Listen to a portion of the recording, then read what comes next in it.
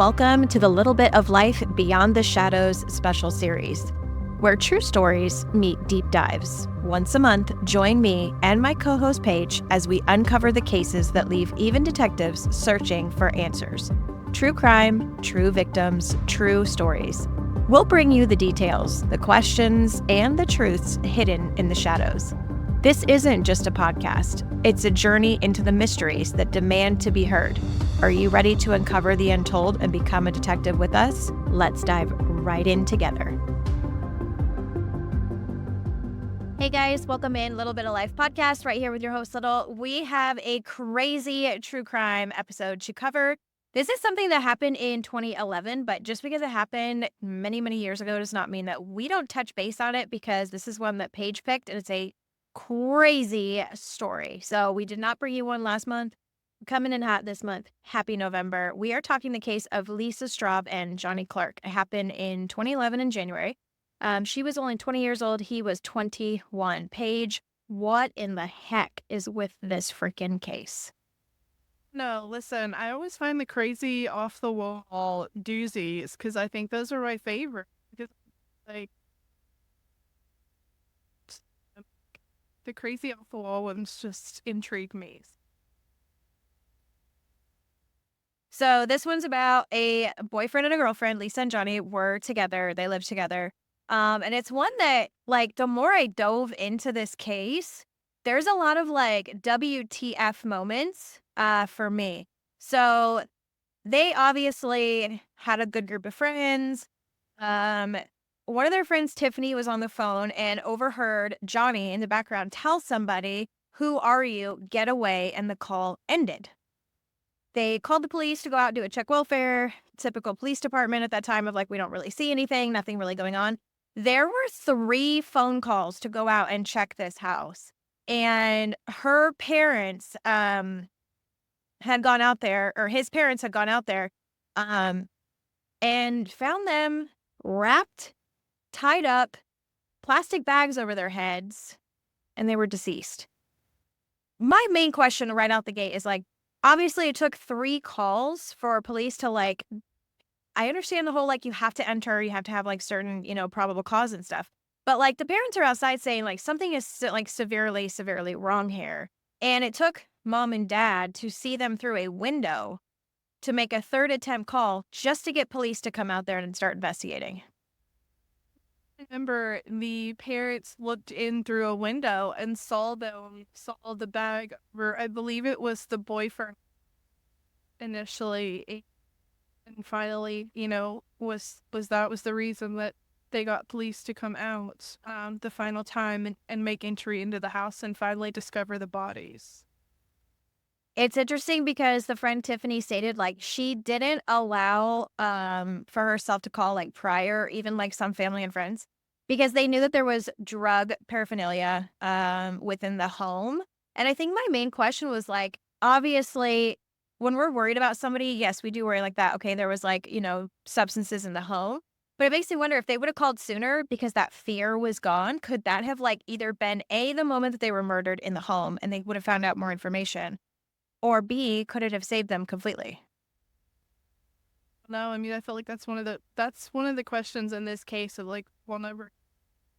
I think that happens a lot of the times too in murder cases where it's like, well, you want to call, but it's like they have illegal things on them, or people don't call for help when they know that there's illegal substances or illegal activity going on. And it's like, at that point, I don't think the police care. They just want you to do the right thing.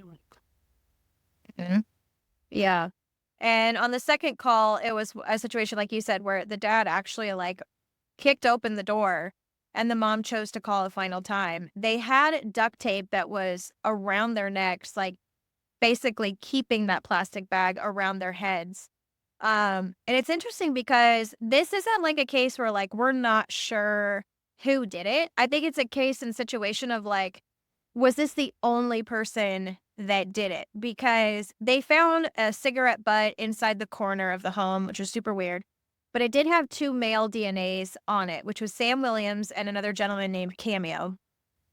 Um, multiple DNA on the actual tape that was around their neck, tape that was used to tie them up.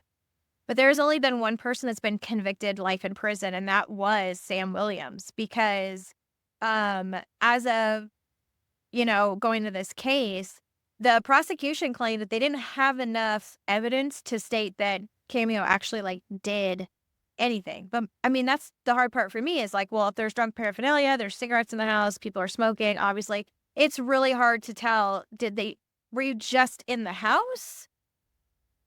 I don't know. Do you think that there was more than one person that did this? I don't know. I feel like it would have been hard for it to just be one person. I don't know. I mean, I think that's a hard one for sure. You to take the time and do all this that was done to these people. I feel like there had to have been more than one person. Because I feel like you have to drug somebody in order to get like two people tied and do all the things. Because for one person, I mean, obviously Johnny wasn't like a small individual. He was a pretty tall male, in my opinion. Um, and obviously, when you're trying to go after two victims at the same time, you're going to have kickback. You're going to have fight back. So I don't think that there was just one person involved in this at all. I think there was either. Because I think he feel like more than one person to either both victims at the same time or to subdue the other victim, whatever the case may be. I'm always interested in cases such as this when you were like, oh, yeah, like, we're going to do this one this month and like research it, look into it. I had never heard of it at all, but I think it's interesting because the case is not closed. They have not closed this, and it's something where they're still kind of like investigating. How did you first, or when did you first hear about this case? I heard about this case on another podcast. I believe it True Crime Garage. Listener of them be religiously like a podcast. And I'm pretty sure it was their podcast about this case, and it just fascinated me from the get-go. And then I had saw a video on TikTok about it was the one that I sent to you. Like because it's just so crazy and interesting and like the wall. I mean, like ones that intrigue me the most, and the ones that like are people don't hear. Those are the ones that I love to cover. Like, I mean, I think it's fun to always cover like the ones that are national, like the Scott Petersons, O.J. Simpsons. Like those are fun to cover, but I really love to cover the small cases that not a lot of people are aware of. The video that she is talking about it, I'm going to actually insert it right here into this clip so that you guys can hear it. It's interesting because it's actually the mother's 911 call, which is that third attempt call, that is begging for somebody to come out. And she blatantly says, like, I can see them. So if you guys are still listening, hanging in there with us, especially right here in this insert, I'm going to insert that video because I think it's very crucial for you to hear that audio. So we're going to put that in right here, right now for you to take a peek to. You need to get the police out to Long Acre Lane. My son is in the basement tied up at his house. I just saw him through the window. Inside that house was a scene that over 10 years later still haunts the quiet Ohio town. John reached Lisa first. She was lying on the ground with a plastic grocery bag around her head. Duct tape was wrapped around her neck, securing the bag to her face. John ripped the bag open before moving over to his son, who also had a plastic bag taped over his head just like Lisa. John ripped the bag open in order to give his son CPR, but he realized very quickly that it was too late. Johnny and Lisa were dead. As investigators arrived and started to process the scene, John and Maite both fell apart completely, absolutely devastated over the loss of both Johnny and Lisa. Why had these two been killed in such a brutal and such a cruel way? Which now brings me to the question, as of July of just this year, 2024, there is a world-renowned genetic genealogist, and she works privately in a lab. Her name is Cece Moore. She's actually been called into a lot of cold cases because she doesn't just take DNA and just match it in regards to an actual like criminal database. It's actually pretty interesting, some of the cases she's actually really been involved in. She doesn't enter an investigation until there is a type of hit in her ancestry database. And she actually requested to partner with the sheriff's office on this case, which is interesting because she when we think about how they do cold cases in DNA, we always think you're putting this into a criminal database, but she's actually putting it almost like a family tree for ancestry. And then she's able to rule people out, but she's also able to rule people into the tree, which I think is kind of interesting because she's not ruling anybody out, but she's also allowing kind of the whole book to be open because they were young, 20 and 21. Um, like I said, Sam Williams, he's serving a life sentence right now. The other one with Cameo, his case did not provide enough evidence from prosecution standpoint. True Crime Garage podcast, they did do over a 2-hour episode. They split it into 4 different parts for this story. I'll put that in the bio description as well. It gives you a lot of in-depth detail about this case. So there's a lot of theories. And I think especially, can you kind of talk to us about what you think? First off, there's 2 theories that we're going to throw out there. Lisa's ex did it because it's interesting. There's a tie-in. Lisa's ex's dad works for the sheriff's department. So now there's this huge thing in the community that people think that her ex did it, obviously upset she was with Johnny. They were in a relationship. Something went south. And that the dad worked at the sheriff's office to cover it up. What do you think on that theory? I mean, that's interesting. That theory. It's been a while since I listened to the podcast, so I don't remember that specific theory and if that was. But I mean, that's interesting. It's definitely something to be looked into. I think it's kind of scary when we sit and think about it of how many cases have been covered up. I mean, we hear about this a lot in criminal cases and in small towns and in sheriff's departments. Towns for sure. There's just a link that if somebody wants to hide something and it just gets locked under lock and key, it can be like that for decades upon decades until usually there's a shift in the roles in the sheriff's department, upper management, stuff like that. The other theory is Johnny's mom, of all people, is sure that Tiffany, the friend, did it. She was the very first one to call the police. She was the very first one to report it. And she actually told the police that she drove by the house after hearing Johnny in the background state, "Who are you? Get away." She noticed that the house was ransacked, but yet she states she didn't go in the house. So I think that's super weird for me. I mean, if that would be like me driving by your house, if I'm not looking through your windows, I'm not going to know that your house was ransacked from the outside, which brings the question up, if mom and dad were able to see him with a bag over his head, how was she not able to see that when looking through the window, but just saw that the house was ransacked? Those two don't go together for me. The friend Kiri, I do remember that one because I believe she was supposed to like go there and pick them up first. They were supposed to go somewhere together and they didn't like come out of the house, and she had tried to call. Like you said, the call got dropped. So I think it's weird that she was like in the area. It didn't like if I'm on my way to your house and the call gets dropped, like the type of like I'm gonna show up at your house and be like, "What happened? Are you okay? Like, what's going on?" And if I see that your house is ransacked, like, my first thought is gonna be to call the police and be like, "Hey, I saw that." Like, I don't know, the whole thing is just very weird to me.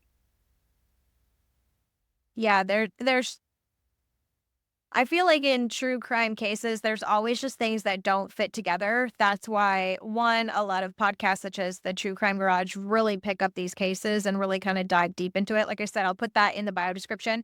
The level of detail is amazing because it's going to make you sit there and be like, WTF, none of this makes any sense. But I also think it's interesting because, again, small towns can be good, but small towns, they can kind of be bad because we don't really, unless it truly affects our household or our family, like a lot of these true crime cases are forgot about because it's just another name. It's something that they just cannot get to the case. And I think in this one, they thought, the police department, like, we have somebody that's serving a life sentence. We have this case. But it also makes me say, on the other hand of that, is like, okay, but then why is this case still open? If you did your job and you think you got the killer, why is it still open? Because to me, that tells me, like, there's more going on behind the scenes than you really want to, like, say. Or maybe you're hiding. Yeah, definitely. I mean, if the fact that they have somebody in prison for life and the case is still open, like something's definitely going on. There's something still there that they're either wanting to look into or are looking into. Like, I've never seen a case where that I can think of right off the top of my head. Somebody who's been convicted and has serving a life, but yet the case is still open. Usually that's like case closed, it's over, it's done. The way that, all the evidence, put it on a shelf, it's done. So it's definitely out of the norm. So listening to the way that they were murdered, and hearing how their body was, it was very kind of difficult to hear with the bag over the neck, over the head. They were tied up. Do you think that it's something, and it's interesting because when I do polls, everyone always says, well, could a female really do that? Could a female apprehend a victim and do that type of movement? Because obviously it's very hard if somebody's fighting back. Do you think that Tiffany was, if she was involved, do you think that it's something that maybe she could have been the one that actually subdued Lisa because they were pretty similar? Or do you feel like that's just too hard for a woman to do? Listen, in this day and age, I think anything is possible. I don't put anything past anybody nowadays. I think the world that we live in is cruel, and I just don't put anything past anybody. I really don't. I think she could have, depending on the boyfriend was drugged, I think it's possible for her to have done it to him as well.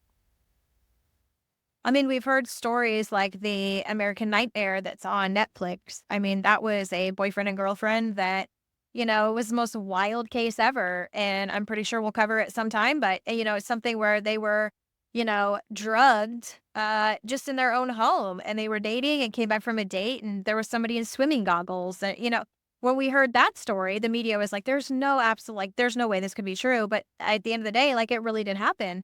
I think it's something where we're able to get our hands on so many different things that we weren't able to do in the 70s, 80s, even the 90s.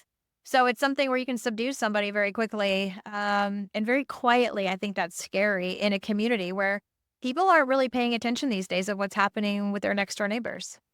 Well, I mean, you have the case of like the little girl that was, left alone for 10 days. Mm-hmm. Play and pack and play playpen, whatever you want to call it. Neighbors heard the crying and did it's like anything. I just think anything's possible these days. So nothing surprises. And I mean, granted, it was 2011. We're such a society of going on next door. We're such a like hands off kind of society. I just think anything's possible. Looking at Cameo Pettyway's story and the fact that the prosecution did not supposedly have enough or provide enough evidence of guilt, so many people in the community feel that this gentleman got away with murder. Do you feel that way? I don't remember a lot about his story or what happened. 100% sure. I think they're really connecting the DNA because there's DNA that's in that house, which also I think DNA is fantastic. It's something that's really changed the game of, the criminal justice system. And we've seen it, really come into play of how intricate and detailed, like we can dive into DNA. But also, you have a 20 and a 21-year-old that are living in a house. Imagine us at 2021. I'm really dating myself, but I couldn't even tell you how many people I had come over whose friends came over of a friend that like I wouldn't know. So I don't really find that DNA on his cigarette butt, which is really weird because it was in a corner where it was just a weird position of where it was left. But I don't think that I think it has to be case by case because there could be so many individuals' DNA in there. Like, can you imagine if you just went to somebody's house to meet somebody or like that? They had drugs in there. If you just went to go pick something up with a friend, and your DNA just happened to be left somewhere. And then like that, I think that's also a cause of concern of there's so many possibilities in this, but yet there's also things that are just not connecting the puzzle pieces for me. I mean, granted at 20, 21, 22, I mean, anywhere in your early 20s, you go to so many random people's houses to like just friends or friends of friends. It's like we're going to go to, look at a frat house or a sorority house. Like, God knows how many people's DNAs are in those homes. And it's like, if something was to happen in one of those houses, like, months and months and months just to the DNA inside one of those homes. Yeah, I think DNA is a great thing to have. I think DNA is from what's used and how it's used. Mm-hmm. And they're talking about also there was a lot of DNA that was found on Johnny's sweatpant pocket. Again, when you look at that, I've gone to people's houses at 2021, even like recently, where I'm like, I'm freezing, and somebody gives me a pair of their article of clothing, like sweats or a t-shirt or a hoodie.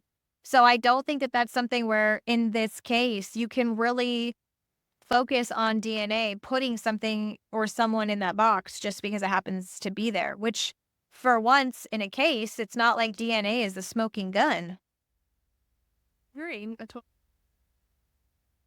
So what do you think, since you brought this case up to wrap up our episode, because we're doing short ones, because you guys have really said, you guys are listening to this on the way to work, you guys are listening to this on the way to drop kids off of school, but it's also allowing you to go in and talk and listen, interact with us on YouTube, as well as kind of researching and cold casing your own with other outlets. So do you think that this is a closed and shut case since they have a killer, or do you think they still need a deep dive?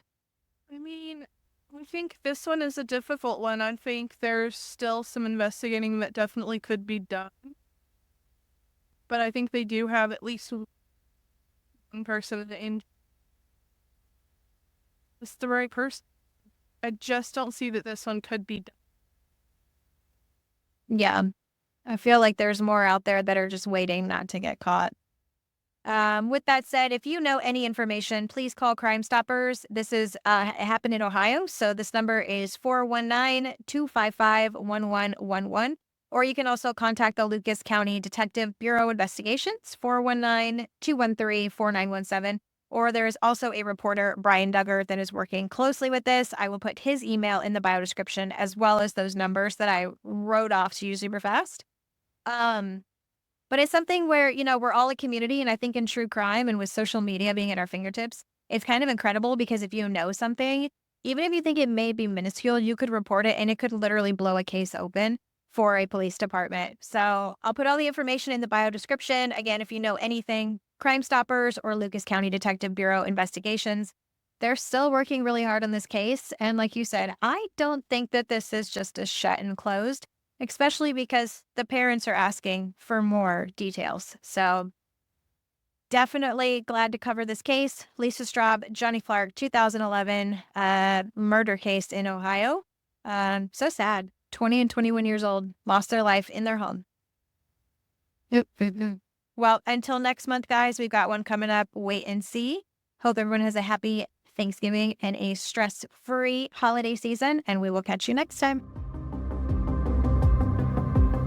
Thank you for exploring the shadows with us on this Little Bit of Life True Crime Series episode. Do you have myth or a theory or even burning questions about this case? Let's talk. Interact with us on the Little Bit of Life podcast YouTube channel or leave a comment on Spotify. Your thoughts might just crack the case. Don't forget to join us next month for another jaw-dropping true crime story that will leave you speechless. Until then, stay curious, stay questioning, and yes, let's stay safe.